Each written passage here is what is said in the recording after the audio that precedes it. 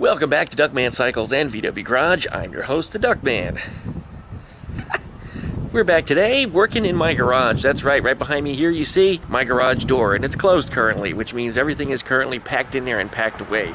So what we're going to demonstrate today is just how fast I can get everything out of the garage and set up in the driveway when I do my work typically. Some people feel that, it's too much work or it takes too long or that it's a huge undertaking when really it's not. So I figured I should demonstrate that as today's Q&A video. So thanks for watching, guys. We'll be back in just a minute, but don't forget, before you do that, like, comment, subscribe, pluck that dingle bell you see down there next to the subscribe button, and don't forget to check out Duckman Cycles VW Garage on the Facebook group page, and if you'd like to email me, duckmancycles@duckshit.net. I need to check my email. I haven't been over there in a couple days, so if you've emailed me, I'm sorry if I haven't gotten to it. I've been a little busy recording videos. I'm actually a couple videos ahead at this point, actually days ahead, so by the time that I'm recording this video, I haven't even uploaded yet where I welded on the exhaust for the for Eleanore yet. So I'm way ahead of schedule, and I'm liking that, so I'm going to try to stay ahead on these videos so that when my Patreon supporters, that's right, you guys, up there on duckshit.net, those of you that are supporting me get to see my videos days in advance. Thanks for watching, guys. We'll be back right after this intro.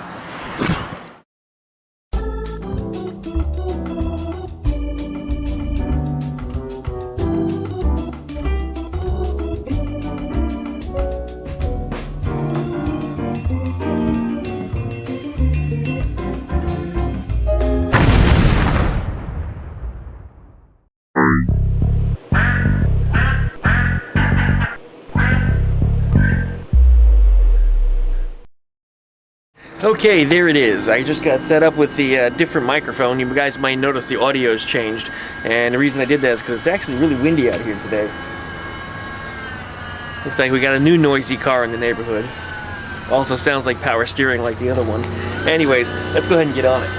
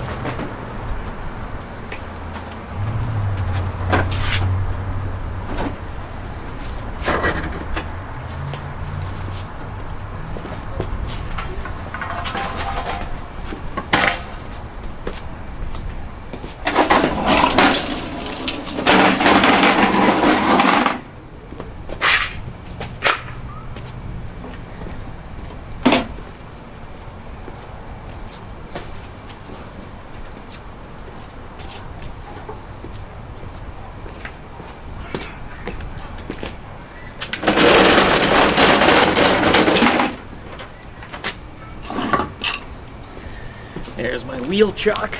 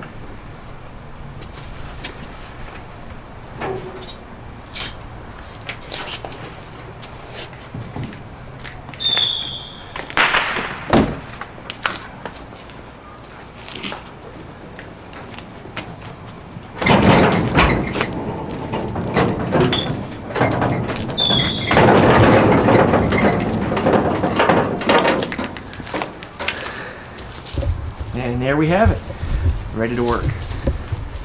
Now the only thing that troubled me this time around was a pair of vice grips down there on the ground. I actually got caught under the wheel and couldn't pull the body out, but yeah, you saw how that took. Took about a whole 2.5 minutes, maybe 3 minutes. Alright, let's try to answer some other people's questions.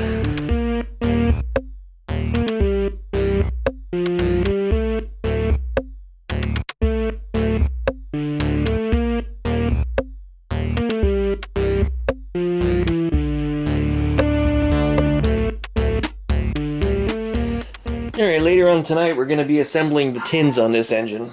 I've got a bunch of tins that are really in rusty, crusty condition, but they're solid without any holes in them.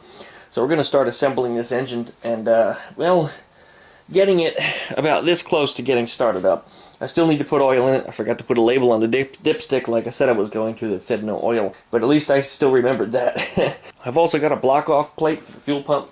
Because that fuel pump's coming out, I'm actually going to run an electric. I really like the ability to turn it on and off at will, you know, from the dashboard, so I'll have a separate switch just for the fuel pump to be able to disable it and or turn it on and off. It's also a bit of a theft deterrent because people are going to have to know to, well, turn that fuel pump on, otherwise the cars are going to run right. Okay, let's see, what else can I answer for people today? So anyway, this exhaust here, particularly the left side J-tube, has been quite a quite a controversy on my channel for a couple days. Everybody was telling me some really wacky things. As soon as I first put the video up, I mean, I was actually standing at tech session. It was a video that I meant to put up at midnight the night before, a tech video. You know, tech videos I typically do at midnight. And it ended up going up at about noon during the day because unfortunately I had to work the night before. So when I put the video up, the very first comment I got is, you got the J-tubes on the wrong side, switch them. So I started sharing these comments immediately with my tech session friends, of course all Volkswagen experienced people, and they just started laughing. I mean, I thought it was some of the funniest things that they had heard for somebody to, Nice one, you asshole.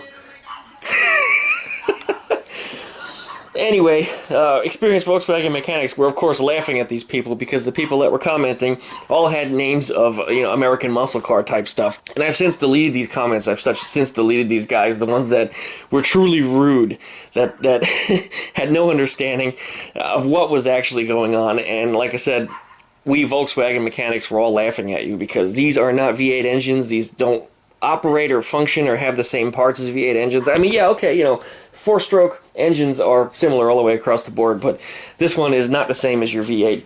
And the headers and exhaust pipes and things that are on this, you know, they go on a certain way, and you can't switch them from side to side. You just can't. The staggered cylinders is one of the reasons for that. The staggered studs on the exhaust ports, you know, they're not perfectly straight up and down. If they were, there's a lot of things that you could switch around, but they're not. They're actually tipped over sideways, and the exhaust pipe doesn't go straight under the heads. It actually tips over this way and then comes out. So, yeah, they can't be switched from side to side because they're not symmetrical, not at all. The engine's not symmetrical, and the pipes are not symmetrical.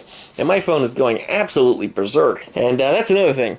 Boy, have I been getting some really weird calls for work lately. It's like it's quiet, quiet, quiet, quiet, then all hell breaks loose. I had a service call yesterday. It was almost 6 hours, and that's not something that's typical. Usually my service calls are about 6 minutes. You know, it takes me an hour or two to get there and an hour or two back, but the service call itself is 6 minutes. And very often it's just, you know, you push a power button or you shove the electrical plug back in the wall, you look at it, the lights came on, and you go, okay, it's fixed. What'd you do? I plugged it in. No, you didn't. Yeah, it did. And then I show them where the plug is at and say, if it happens again, this is where you want to check. Make sure it's plugged in the wall. Oh, I didn't think of that. Yeah, I guess you didn't. That's why I get paid the big bucks. Anyways, we got to get back onto this thing, and later on today we're going to actually be installing the tins on this engine and getting it much closer prepped to actually running. And it's not too far off this point. Tins go on real easy. As a matter of fact, I can throw on the cylinder tins, 1, 2, and then throw on the big old doghouse shroud that's going on top, put that on there too, without any bolts at all.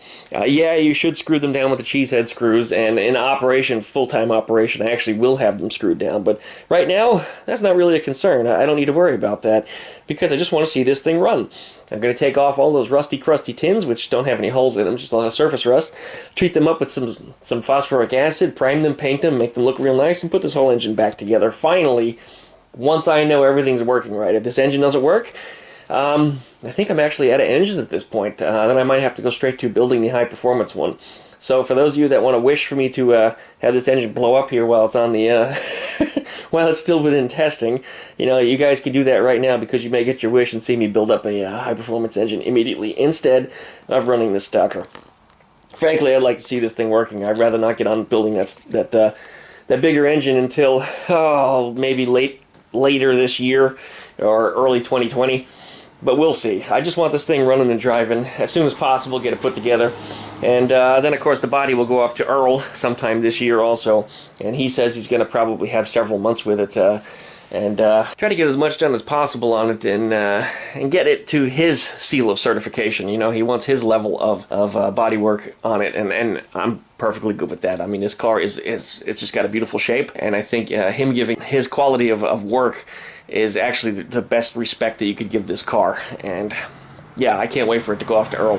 Once again, Earl's Classic Car Creations over there in Cocoa Beach, Florida. He's the one who built the Christine movie car and built one of the Herbie cars too, so pretty cool. Well, I think that's enough for today, so please, as always, like, comment, subscribe, pluck those little dingle bellies you see down there next to the subscribe button, and get updates every time I upload a video. And don't forget, if you'd like to join us on Facebook, Duckman Cycles VW Garage. We're pushing 600 members right now.